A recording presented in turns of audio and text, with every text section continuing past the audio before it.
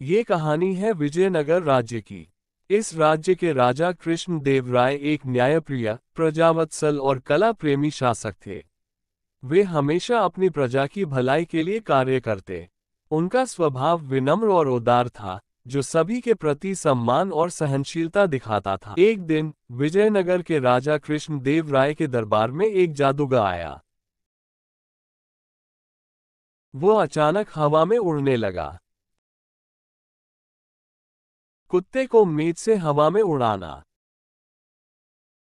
अचानक पक्षी को लाना, अपने आसपास देखकर चीज को लाना जैसी कला से सभी दरबारियों का मनोरंजन किया। वाह जादूगर, तुम्हारी कला सचमुच अद्भुत है। तुमने हमारे दरबार को खुश कर दिया। महाराज, यह तो मेरे छोटे मोटे कर्तव्य हैं। मैं ऐसे और भी अद्भुत काम कर सकता हूँ। जादूगर ने अपने कर्तव्य के बाद राजा से ढेर सारे उपहार ले लिए और घमंड में भरकर दरबार में सबको चुनौती दी। क्या इस दरबार में कोई ऐसा है जो मेरी कला को टक्कर दे सके? तो क्या इस पूरे दरबार में कोई नहीं जो मुझे चुनौती दे सके? जादूगर की घमंडी बात सुनकर दरबार में सन्नाटा छा गया। मैं तुम्हारी चुनौती स्वीकार करता हूँ। तेनालीराम, तुम कुछ कहना चाहते हो? महाराज, इस जादूगर के घमंड का उत्तर देने का समय आ गया है। अच्छा, तुम मेरे जैसे जादूगर को टक्कर दोगे? कैसे? जो कर्तव्य मैं आंखें बंद करके दिखाऊंगा, वह तुम अपनी खुली आंखों से भी नहीं कर पाओगे। यह कैसे हो सकता है? बताओ, क्या कर्तव्य है? पहले यह बताओ, क्या तुम मेरी चुनौती स्वीकार करते हो? हाँ, मैं तुम्हारी चुनौती स्वीकार करता हूँ।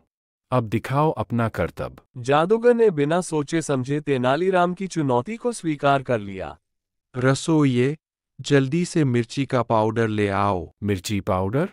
इससे क्या होगा? बस देखो क्या होता है।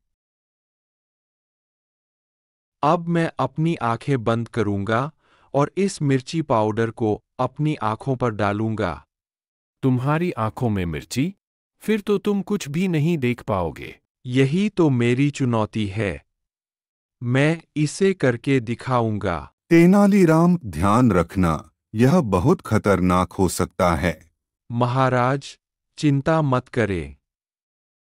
अब मेरी आंखों में मिर्ची है, लेकिन मैं शांत हूं। यह कैसे संभव है? तेनालीराम ने अपनी आंखें बंद कर ली, मिर्ची का पाउडर डाला और थोड़ी देर बाद आंखों से पाउडर झटक कर साफ कर लिया। अब मैं अपनी आंखें खोल सकता हूं। देखा, मैंने यह कर्तव्य कर दिखाया। अब तुम अपनी खुली आंखों से यह करके दिखाओ। मैं यह नहीं कर सकता। क्या बात है जादूगर, तुमने चुनौती क्यों स्वीकार नहीं की? महाराज, यह मेरी क्षमता के बाहर है। मुझसे गलती हो गई। तो फिर अब तुम्हें समझ आ गया होगा कि घमंड करने का क्या परिणाम होता है। मुझे माफ कर दीजिए। मैंने घमंड में आकर यह चुनौती दी थी। तुम्हें अपनी गलती का एहसास हो गया, यह अच्छी बात है। लेकिन तेनालीराम ने तुम्हें सबक सिखा दिया। मुझे तेनालीराम जी से माफी मांगनी चाहिए। माफी मांगने की जरूरत नहीं। यह तुम्हारे लिए एक सीख थी। धन्यवाद तेनालीराम, आपने मुझे सही राह दिखाई। अब तुम बिना घमंड के अपनी कला का प्रदर्शन करो। तेनालीराम, तुम्हारी चतुराई और साहस ने हमारे दरबार की इज्जत बचाई है। महाराज, यह मेरा कर्तव्य था। हम तुम्हें इनाम देकर सम्मानित करना चाहते हैं। आपका धन्यवाद महाराज। राजा तेनालीराम को पुरस्कार देते दरबार के सभी लोग उनके साहस और बुद्धिमानी की प्रशंसा करने लगे। तेनालीराम, तुम हमेशा हमारे राज्य की इज्जत रखने में सफल होते हो। यह आपका आशीर्वाद है महाराज। सच में, तेनालीराम की चतुराई से इस घमंडी जादूगर को सबक मिला।